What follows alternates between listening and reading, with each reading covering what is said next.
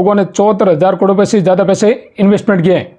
वहीं अगर आप पारंपरिक में देखेंगे तो यहाँ पर 98,541 करोड़ रुपए का निवेश लोगों ने कर दिया है। यानी कुल मिला के फ्लैक्सी कैप में इन्वेस्टमेंट बहुत ही जबरदस्त किया जा रहा है। अब दोस्तों दोनों में इन्वेस्टमेंट लिमिट की बात करें तो HDFC फ्लैक्सी कैप फंड में आप मिनिमम 100 रुपये की मंथली SIP कर सकते हैं। वहीं अगर आप लमसम करना चाहें यानी कि मिनिमम 100 रुपये लमसम निवेश कर सकते हैं। यानी यहाँ पर दोस्तों आप कम पैसे से फ्लैक्सी कैप में इन्वेस्टमेंट शुरू करना चाहते हैं तो HDFC के साथ जा सकते हैं। वहीं अगर आपको पारंपरिक में इन्वेस्टमेंट करना है तो यहाँ जो मिनिमम SIP है वो आप 1,000 रुपये से स्टार्ट कर सकते हैं, जबकि लमसम भी 1,000 रुपये से मिनिमम शुरू कर सकते हैं। तो यहाँ पर दोस्तों कम इन्वेस्टमेंट के हिसाब से पारंपरिक के मुकाबले HDFC फ्लैक्सी कैप फंड काफ़ी बढ़िया है। आप इसके अंदर इन्वेस्टमेंट कर सकते हैं। आपकी इनकम कम है या फिर आप महीने का कम पैसा बचत करते हैं तो आपके लिए HDFC फ्लैक्सी कैप फंड काफ़ी बढ़िया है। अब यहाँ पर दोस्तों अगर हम एक्सपेंस रेशियो की बात करें तो HDFC फ्लैक्सी कैप फंड का एक्सपेंस रेशियो 0.81% का है, जबकि पारंपरिक फ्लैक्सी कैप का 0.62% का है। दोस्तों एक्सपेंस रेशियो एक खर्चा होता है जो हमारे पैसों को मैनेज करने के लिए आपसे एक चार्ज लिया जाता है। जैसे मान लीजिए आपने किसी म्यूचुअल फंड में SIP स्टार्ट करी 1,000-2,000 रुपये की, तो वो जो म्यूचुअल फंड कंपनी है आपके पैसों को स्टॉक मार्केट में डाइवर्सिफाई करके इन्वेस्टमेंट करेगी, जहाँ से जो रिटर्न्स बनेंगे उस रिटर्न्स पर एक एक्सपेंस रेशियो चार्ज करेगी, यानी आप उसको फीस कह सकते हैं। तो दोस्तों ये फीस जितनी कम होगी उतना ही आपके लिए बढ़िया होगा। दोनों फंड्स के दोस्तों एग्जिट लोड की बात करें तो HDFC में 1% है, वहीं पारंपरिक फ्लैक्सी कैप में 2% का एग्जिट लोड चार्ज है। देखिए एग्जिट लोड चार्ज मतलब हर म्यूचुअल फंड कंपनी एक टाइम ड्यूरेशन रखती है कि अगर इस टाइम पीरियड से पहले आप पैसा विड्रॉल करते हैं तो हम आपसे एग्जिट होने का एक लोड चार्ज लेंगे। तो HDFC का एग्जिट लोड कम है, मतलब HDFC एग्जिट लोड के मामले में थोड़ा बढ़िया है एज कम्पेयर टू पारंपरिक फ्लैक्सी कैप फंड। दोनों फंड के बेंचमार्क की बात करें तो निफ्टी 500 TRI है। अब सबसे इंपॉर्टेंट दोस्तों होल्डिंग्स की बात करें तो HDFC में टोटल 67 स्टॉक्स हैं, वहीं पारंपरिक फ्लैक्सी कैप फंड में 167 स्टॉक्स हैं, यानी HDFC फंड से 100 स्टॉक्स ज़्यादा हैं। अब इनमें दोस्तों HDFC के अगर हम टॉप 5 होल्डिंग्स को देखें तो यहाँ पर आप देख सकते हैं ICICI बैंक में 9.44% की होल्डिंग्स है, वहीं HDFC बैंक में 9.35%, एक्सिस बैंक में 8.48%, कोटक महिंद्रा बैंक में 4.92% और SBI लाइफ इंश्योरेंस में 4.65%। जबकि पारंपरिक फ्लैक्सी कैप फंड में टॉप 5 होल्डिंग्स को देखें तो HDFC बैंक में 8.36%, बजाज होल्डिंग्स में 6.46%, पावर ग्रिड में 6.04%, कोल इंडिया लिमिटेड के अंदर 5.8%, जबकि ICICI बैंक में 5.07% की होल्डिंग्स है।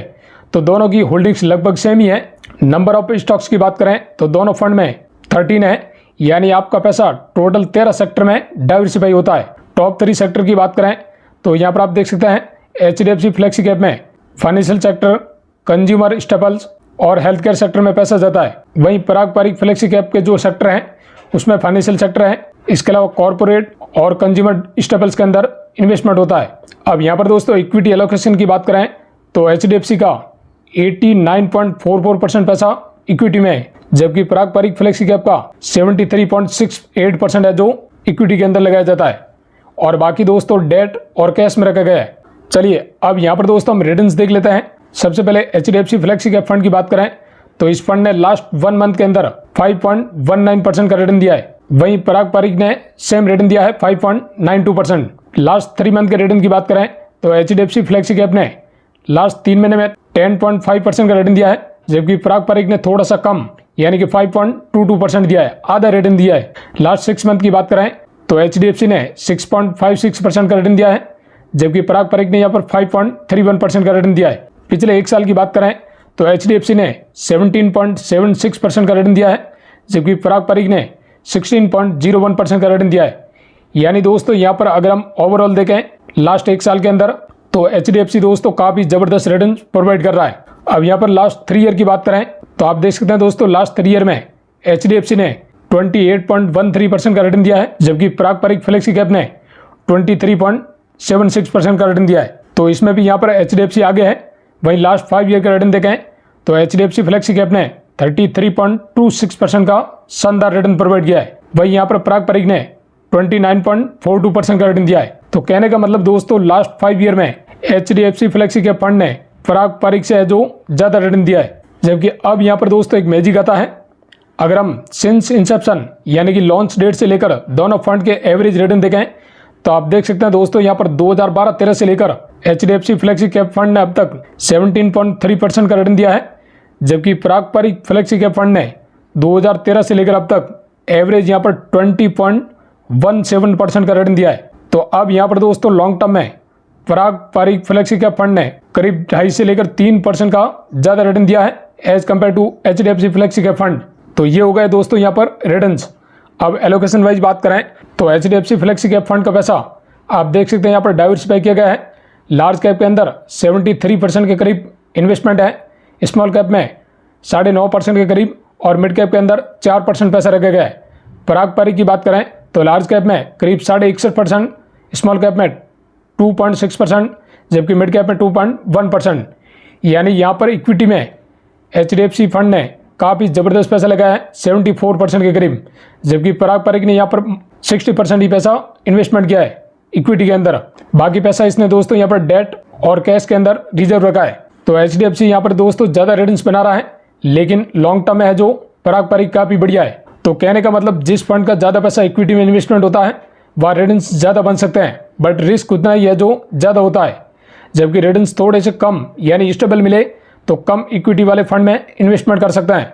तो HDFC में दोस्तों रिटर्न ज़्यादा है बट रिस्क भी थोड़ी ज़्यादा है एज कम्पेयर टू पारंपरिक। अब आप यहाँ पर दोस्तों डिसाइड कर सकते हैं आपके लिए कौन सा फंड बेहतर है, उसके हिसाब से आप है जो चूज कर सकते हैं। चलिए अब दोस्तों एग्जाम्पल के लिए हम एक कैलकुलेशन कर लेते हैं। तो दोनों फंड का अगर हम सिंस इंसेप्शन रिटर्न्स का एवरेज निकालें तो वो बनता है दोस्तों करीब 17%। तो मान लीजिए आपने आज से 12 साल पहले 2013 में इन फंड में 5,000 रुपये की एसआईपी शुरू की होती तो आज की डेट यानी 2025 तक टोटल आपका 7,20,000 रुपये इन्वेस्टमेंट होता, जिस पर एवरेज अगर 17% का रिटर्न मिलता तो उसकी वैल्यू 23,55,000 रुपये हो सकती थी। वही एसआईपी की जगह आपने मान लीजिए मात्र 5 लाख रुपये 2013 में लगाकर छोड़ दिए होते तो भी आज उसकी वैल्यू यानी कि 2025 में इसकी वैल्यू करीब 33 लाख रुपये बन सकती थी। देखिए दोस्तों ये रिटर्न कोई गारंटीड या फिक्स नहीं होता है, क्योंकि stock market ups and downs होता रहता है, बट लॉन्ग टर्म का इन्वेस्टमेंट आपको एवरेज रिटर्न्स बनाकर दे सकता है। तो यहाँ पर ध्यान रखें, हमेशा किसी भी म्यूचुअल फंड में इन्वेस्टमेंट करने से पहले ये सब चीज़ें आप खुद से चेक करें, उसके बाद अपने फाइनेंशियल एक्सपर्ट से एडवाइस जरूर लें, फिर अपना पैसा इन्वेस्टमेंट करें। हमारी ये वीडियो सिर्फ और सिर्फ एजुकेशनल पर्पज़ के लिए है, आपको नॉलेज देने के लिए बनाई गई है, इन्वेस्टमेंट करने की कोई भी एडवाइस बिल्कुल नहीं है। सो दोस्तों यही था आज का मेरा टॉपिक। उम्मीद है वीडियो आपको इन्फॉर्मेटिव लगा होगा। वीडियो को लाइक जरूर करें, साथ ही इसी प्रकार की वीडियोस पाने के लिए आप हमारे चैनल को सब्सक्राइब कर सकते हैं। Thanks for watching.